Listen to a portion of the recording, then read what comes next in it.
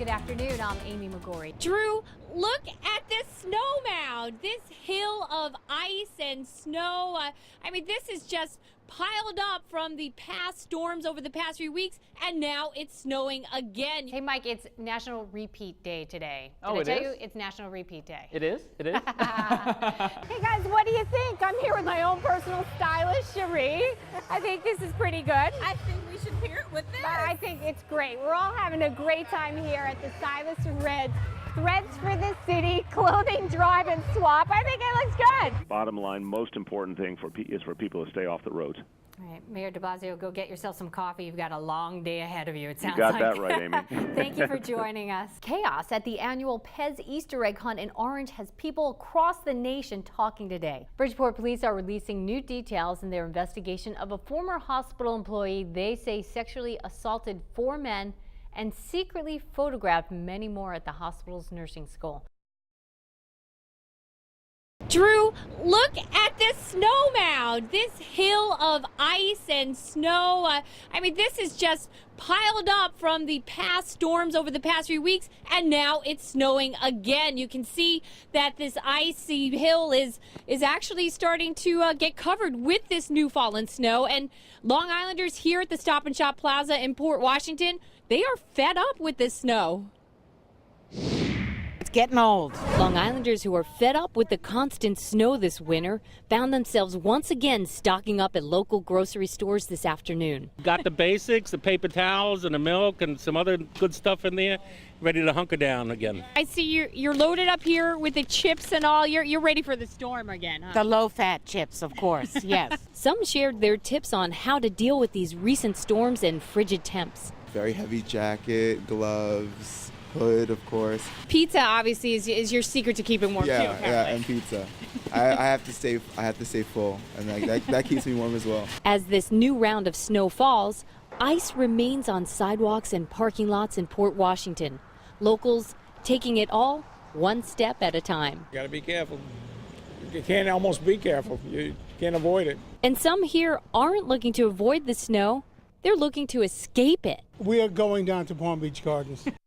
Drew, while all eyes were watching this temporary ceasefire between Israel and Hamas today, Congressman King told me the fighting has been going on for so long that the U.S. needs to help find a permanent solution.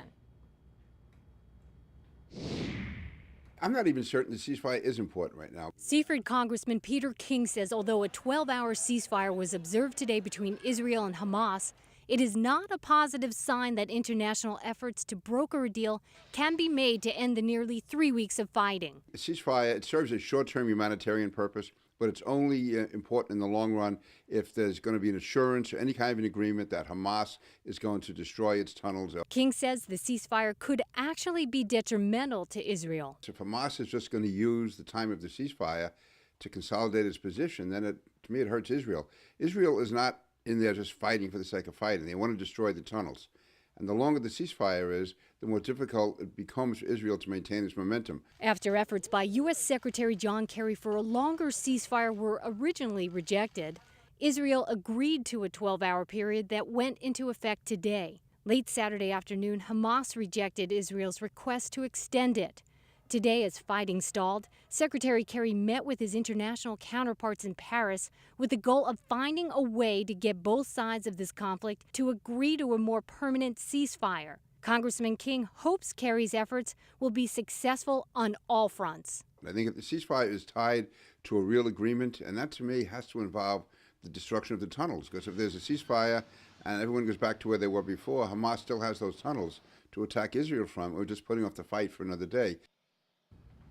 We did receive reports that shortly after the ceasefire deadline, Hamas did fire rockets towards Israel. We'll, of course, follow these developments throughout the night. Drew? Hey guys, what do you think? I'm here with my own personal stylist, Cherie. I think this is pretty good. I think we should pair it with this. I think it's great. We're all having a great time here at the Stylist Red Threads for the City Clothing Drive and Swap. I think it looks good. You look great. And folks here, we're not only having fun, they're also grateful for the efforts of this Washington Redskins player. This city helped me grow into the person I am today, and I'm thankful for it, and I don't take it for granted, so I just wanted to give back. Silas Red made the trip from Washington, D.C. to help pay back the Norwalk community he grew up in. The NFL running back is a self-proclaimed vintage clothing collector. He says his love of clothes inspired the idea to host a clothing swap in his hometown where people could donate used clothing or just take items they needed. You got a rep for Superman just came out. Folks sifted through piles of clothing to find fashionable treasures. This is nice. It's beautiful. One Norwalk grandmother says today's clothing drive is a great life lesson for her grandchildren. Making the kids understand that, sometimes they have people who give back. It means a lot that they don't forget about you. They always want to come back and help. Everybody's rooting for everybody, and I think that's the difference, man. A lot of communities can be black holes, you know what I mean? And I don't get that from here. Silas Red says he hopes to host this event every year and says the clothes that are left over after today's event will be donated to local shelters. In Norwalk, Amy McGorry, News 12 Connecticut.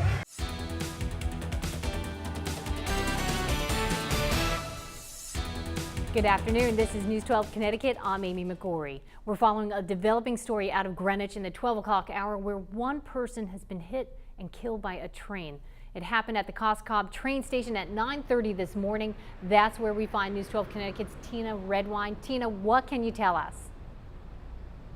Thank you, Tina. New at 12, Norwalk police are thanking the public for an anonymous tip that led them to two men suspected of holding up a convenience store earlier this week. Investigators tell us 18-year-old Ernest Morales and an unidentified 17-year-old were arrested yesterday. As we've reported, the men allegedly burst into the Corner Variety store on Westport Avenue Tuesday morning wearing masks and wielding guns. Authorities tell us they got away with about $1,100 in cash and other merchandise. Both men are expected in court later today. And it's a bright and sunny afternoon in Milford in the 12 o'clock hour. You can see that flag. It looks like the summer wind is blowing in, to quote a little Frank Sinatra there for you. So from blue eyes to some blue skies, meteorologist Steve Teeling, tell us, how long is this weather hanging around? And then you come to me. Yes, I want you to sing. Well, I can sing some songs. I don't know about Frank Sinatra, though, so we're going to leave that one to the professionals. But right. Everybody wants to sing about this. Thanks, Steve. Well, the government says employers added a healthy 215,000 jobs in July. The Labor Department announced this morning that the unemployment rate sat at 5.3% for the second straight month. Job growth has averaged at about 212,000 jobs per month for the year. Despite the increase in jobs, the average hourly wage in July actually dropped by 2% when compared to last year. A historic lighthouse in Stratford will be opening its doors for one day this weekend. It's a rare opportunity. The Stratford Point Lighthouse is owned and maintained by the U.S. Coast Guard and is normally closed to the public. Tomorrow only, the doors will be open to the public from 9 a.m. until 3 p.m. for free tours. In the 12 o'clock hour, Pet Talk takes us to Westport Humane Society, where little Bean is looking for his forever home. Isn't he so cute? He's a 4-year-old Peruvian guinea pig with a great personality. We're told he loves to be handled and has lived in a home with kids, dogs, cats, and reptiles before.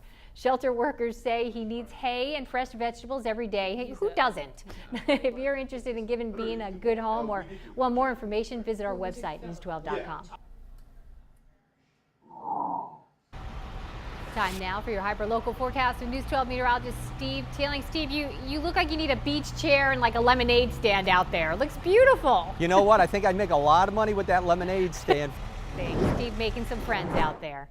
All right, well, new at 12, Bridgeport's chief of police is being credited with helping make an impromptu arrest on the city streets. Officials tell us Chief Joseph Gaudet was walking downtown yesterday when he stumbled across a state marshal struggling to handcuff a suspect. They say Gaudet immediately stepped in to help out. Police say the man was being arrested for not making family support payments. Malaysian officials are being accused of adding more confusion in the search for Malaysia Airlines Flight 370. Earlier this week, the Prime Minister said a wing fragment that washed up on the French island of Reunion was confirmed to have been from the plane that disappeared in March of 2014. But officials from the U.S., France, and Australia say it's too soon to tell. Malaysian officials have also said more debris is being sent to France for examination, but French officials say they know nothing about it.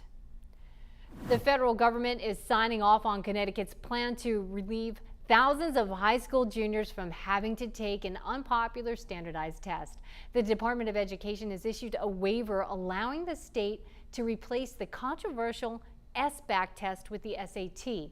The General Assembly passed a law earlier this year to swap the test after hearing complaints from students, teachers, and parents. The change will take effect this school year.